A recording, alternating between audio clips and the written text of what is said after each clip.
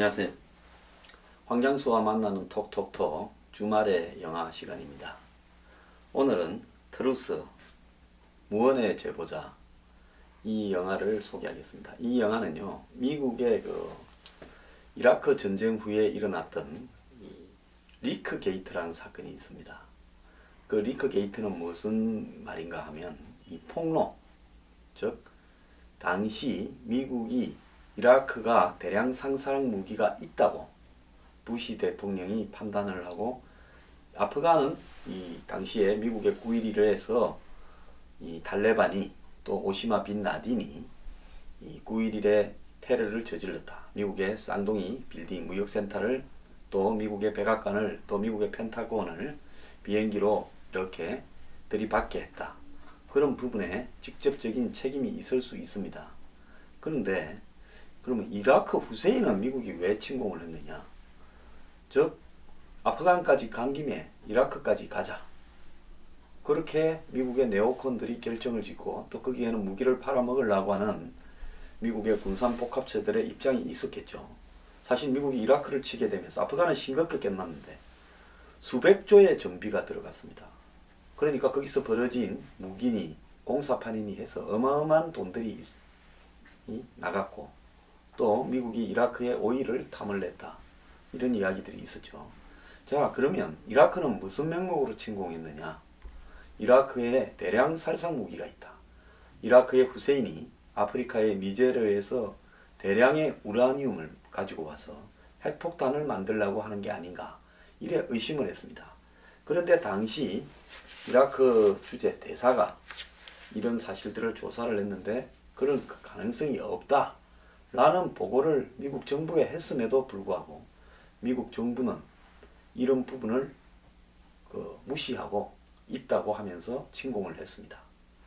그런데 나중에 이 대사가 그렇게 한 부분이 이제 좀 싫었습니다. 근데 이 대사의 부인이요, 발레리 플레임이라고 미모의 여자였습니다. 그야말로 007에 나오는 어떤 여성 첩보 요원과 같은 CIA 요원이었는데요. 이 여자의 신원을 미국 백악관의 비서실장 등을 비롯한 고위 참모들이 언론에 누설을 시켜버렸습니다. 발레리 플레임이 CIA 요원이다. 그래서 미국에는 이 국가의 정보기관 요원의 이름을 누설시킨 부분은 그것은 중요한 처벌이 되게 되어 있습니다. 그래서 거기에 적용되는 법규가요, 뭐 여러 가지가 있는데, 예를 들어서 이 정보기관에 관한 어떤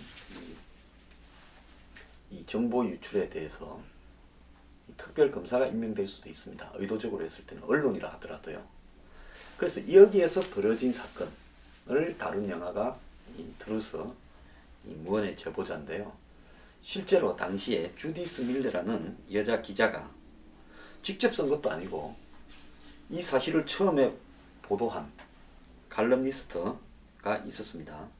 로버트 노박이라고요. 우파 보수 성향의 칼럼니스트가 백악관에 사실상 사주를 받아가 그 이라크 대사와 부인이 밉다고 신분을 노출시켰는데, 그걸 갖다가 받아서 적은 두 명의 기자 중에 한 명이었습니다. 그래서 이 부분에 대해서 이제 검찰이 이 주디스 밀러 기자를 불러가지고 조사를 했습니다. 그래서 법무부가 특별검사를 임명해서 했는데요. 끝까지 이 기자가 누구한테 들었는지를 밝히지 않아가지고 나중에 정보기관 요원을 누설했다라는 죄는 사라지고, 이 무슨 죄가 적용됐는가 하면 사법방해죄, 법정 모욕죄. 판사가 너 이야기해라 했는데 끝까지 이야기를 안 합니다. 그래서 18개월이 선고됐었습니다. 그러다가 이 85일간 깜빵을 살고 나왔는데요.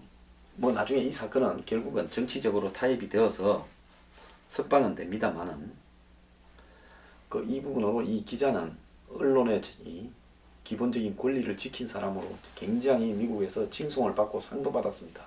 그런데 다른 한편으로요, 백악관이 사주한 공작에 이 기자가 이용되었다. 왜?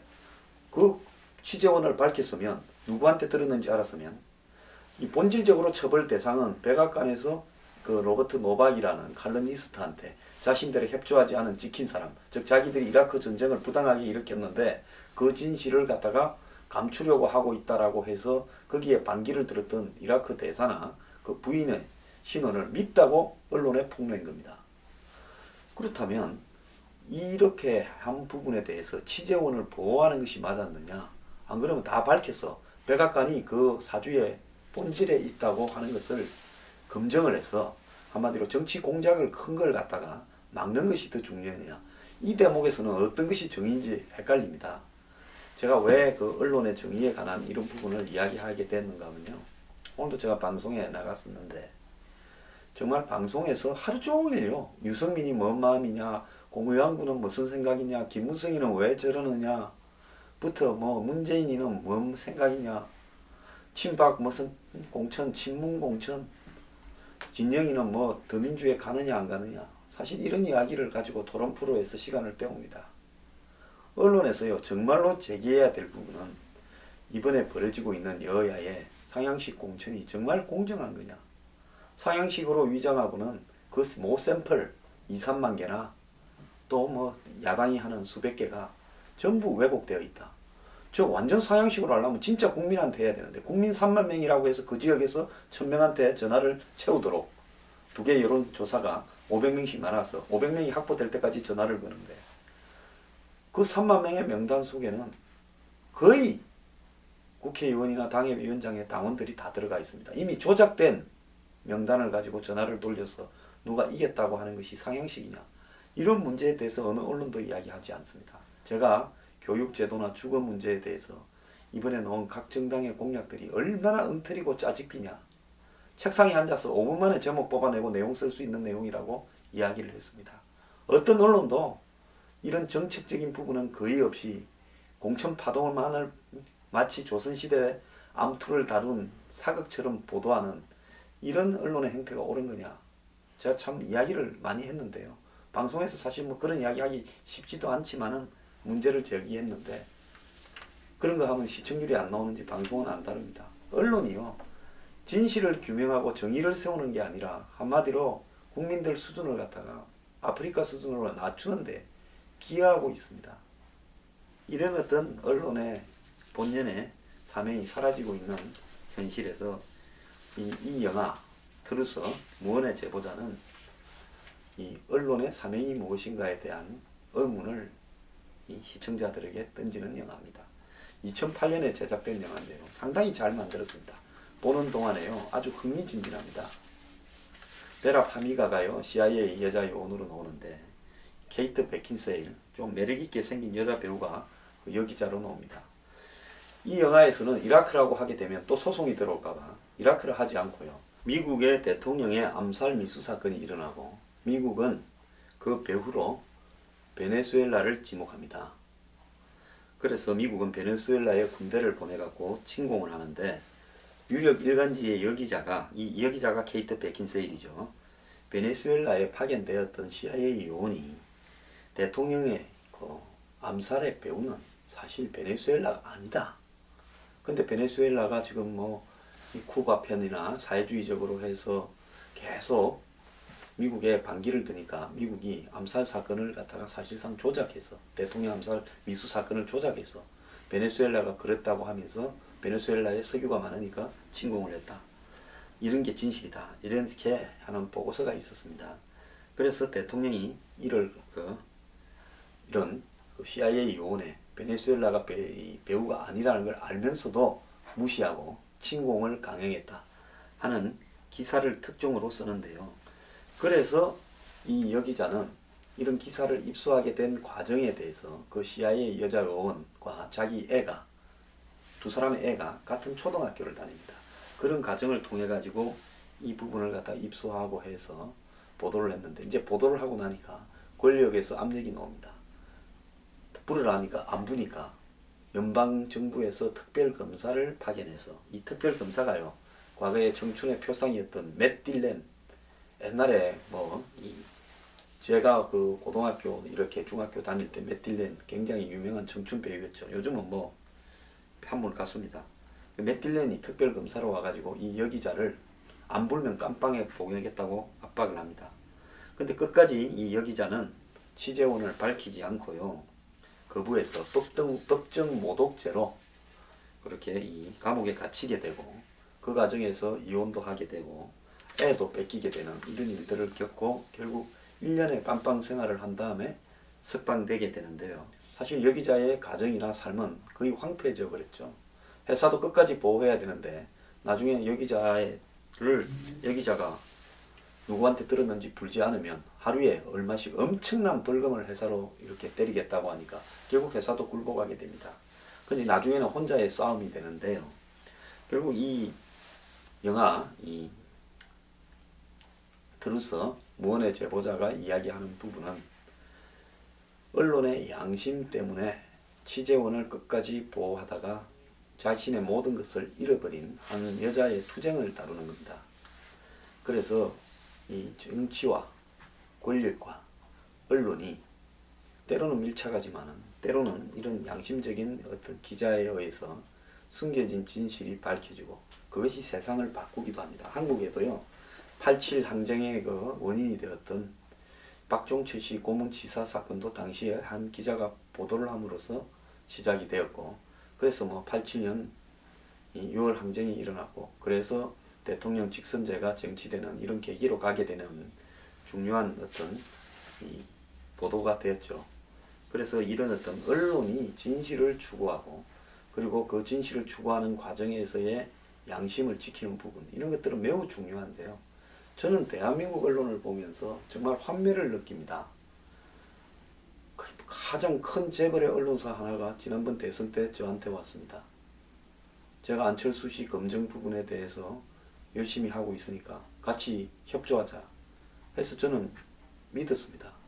물론 그 언론사 배후에 있는 큰 재벌이 좀 의심스럽기는 했습니다만 어쨌든 쏙트고 이야기도 했고요. 마지막에 제가 알고 있는 내용을 다 이야기해달라. 그러면 자기들이 특종으로 쓰겠다고 해서 제가 확보하고 있는 내용을 다 이야기를 해줬습니다. 그러고 나니까 한 2시간 지나서 연락이 왔어요. 그게 아닙니다. 우리가 사실관계를 확인했습니다. 하면서 그거는 실을 수 없습니다. 라고 저한테 이야기했습니다. 모든 자료를 손에 쥐는 순간에 실을 수 없다고 했습니다. 그러면서 다음날 아침에 황장수가 헛방을 날렸다고 보도함으로써 안철수 의원이 당시에 그 의혹에서 벗어나도록 해줬습니다. 보도하지 않을 것이 뻔하면서 제가 뭘 쥐고 있는지 알기를 위해서 모든 것을 다 보도할 거니까 저한테 자료를 달라. 그 이전에요. 제가 알고 있는 자료를 또 하나 결정적인 걸 줬죠. 그래서 애매하게 보도를 하면서 그때부터 그 언론은 방향이 조금씩 달라졌습니다. 나중에 생각해 보니까. 그리고 그 자료를 바탕으로 굉장히 정치적으로 활용을 했죠. 그러면서 마지막으로 제가 그 안철수 의원에 대한 검증 자료 이런 부분들을 다 넘겨받고는 아니다라면서 저를 정면으로 깔아뭉개었습니다. 그리고 또 대선 막바지에 또 다른 언론이 저한테 와서 정말 제 사무실에 와서 살다시피 했습니다. 보도를 하겠다고 자료를 달라 했습니다. 안철수 의원께 아닙니다. 다른 사람 거죠. 근데 받아가더니만 보도를 하지 않았습니다. 아마 그 언론사의 사주는 그거 들고 가가지고 띠를 쳤을 겁니다. 제가 그때 느낀 게 있어요. 이것들은 언론이 아니다. 그 언론사는 지금까지도 저한테 연락을 못 합니다. 그 뒤에 안철수 의원이 귀국하기 전에 이 정권이 이제 바뀌어서 2013년 4월에 보궐선거가 있었죠.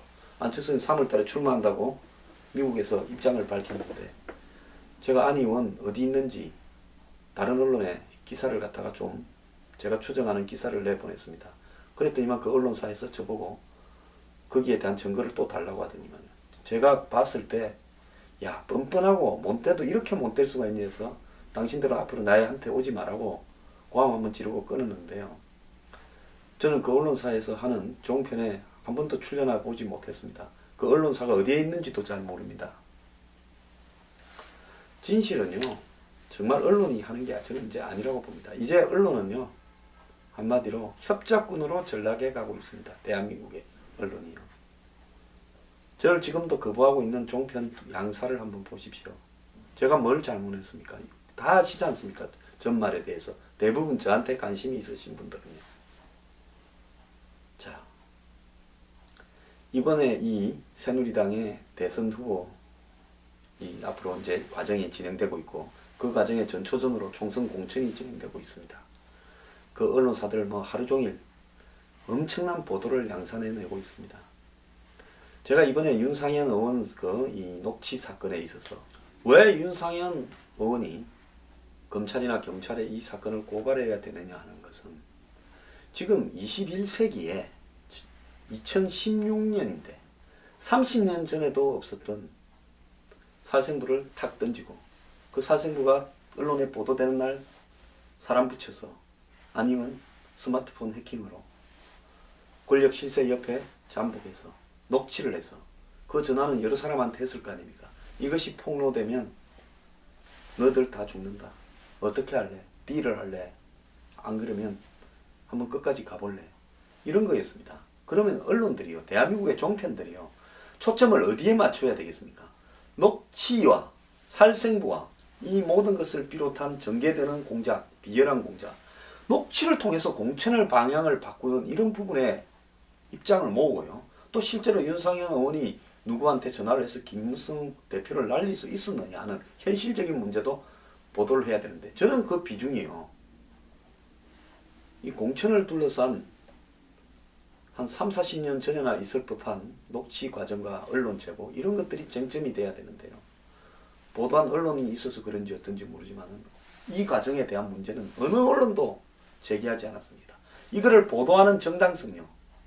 자, 녹취에서 당의 공천을 둘러싼 한 어떤 계파 싸움에서 한 계파가 유리해지기 위해서 언론을 시켜서 보도했다. 그 언론은 그걸 갖다가 보고 이 성격이 뭐다라고 판단하고 보도할 것인가 말 것인가를 판단해야 될 건데, 정말로 윤상현 의원이 공천에 대한 영향력을 행사하는 부분에 대한, 즉 한 당의 공천이 권력 실세에 의해서 사사롭게 전개되고 있다는 게 문제였다면 끝까지 파고들어서 윤상현 의원이 누구하고 통화했는지 그 부분을 밝혀서 보도를 했어야 되죠.